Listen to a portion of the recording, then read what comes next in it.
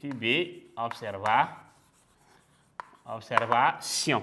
Donc, après agitation, le sucre, le sel, donc, ne se distingue plus de quoi? De l'eau. Le liquide est limpide. Donc, voici ce qu'on a à dire sur ça. Donc, après agitation, oui, le sel, le sucre ne se distingue plus de quoi? De l'eau. Le liquide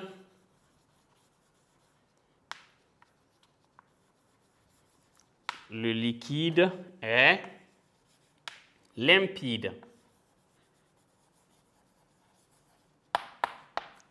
limpide. Donc, voici ce qu'on pourrait dire sur la partie d'observation. Maintenant, on va interpréter pour voir pourquoi on a donc cette solution où on n'arrive plus à voir donc les particules. Donc, petit c, interprétation.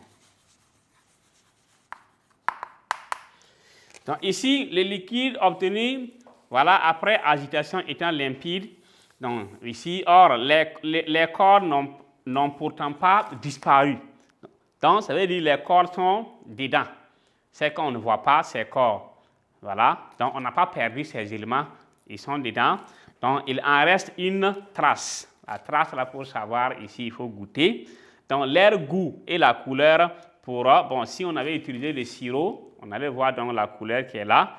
Donc, ils se sont dispersés simplement quoi? Dans l'eau. Voilà. Donc, dans l'eau qui ici cache. Ça veut dire que ces éléments se cachent donc dans l'eau. Donc, ici, le sel s'est dissous dans l'eau. Le liquide obtenu est une solution. Ce qu'on obtient, c'est une solution. L'opération ici est la dissolution donc, du sel. Et l'eau est le solvant, le sel est le soluté, même chose que le sucre. Donc, on prend un seul exemple pour travailler. Alors, donc, interprétation, on va dire que le liquide, oui, obtenu après agitation est limpide, comme on avait dit. Donc, on avait déjà dit, on va reprendre pour voir bien. Donc, ici, or, oui, les corps n'ont pas, ou bien n'ont pourtant pas disparu.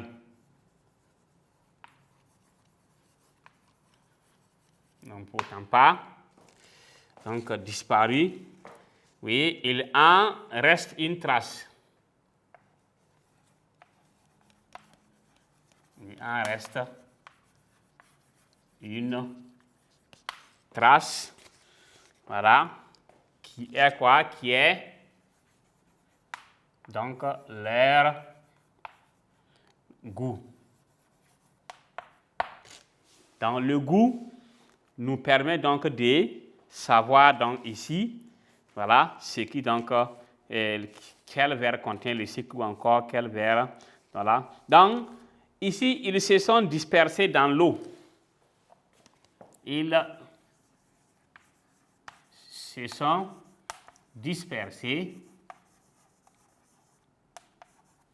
dans quoi? Se sont dispersés dans l'eau en s'y cachant.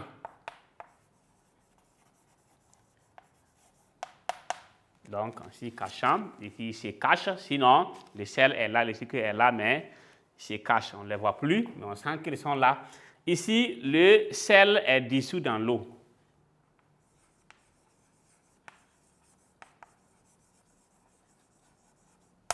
Donc, le sel est dissous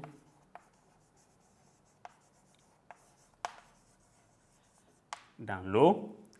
Le liquide obtenu est une solution. Le liquide obtenu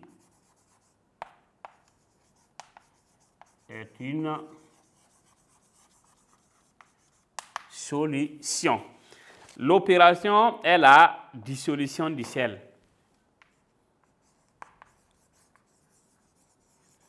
L'opération est ici une dissolution. Donc, est une dissolution. Donc, l'eau est le solvant, le sel est le soluté.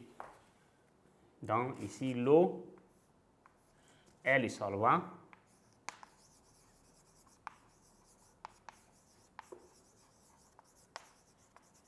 L'eau est le solvant. Et le sel est quoi? Le sel est le soluté. Donc, ici, le mélange obtenu est un mélange homogène. Donc, c'est ce qu'on voulait voir. Le mélange obtenu, le mélange obtenu est un mélange homogène. Donc, ici, le mélange obtenu est un mélange homogène. Donc, on a ainsi fini avec l'interprétation. Donc, maintenant, avant de passer donc au petit 2 mélange hétérogène, on va définir ce que c'est qu'un mélange homogène avant donc de poursuivre. Alors, on va maintenant passer au petit D. Donc, après petit C, petit D, définition.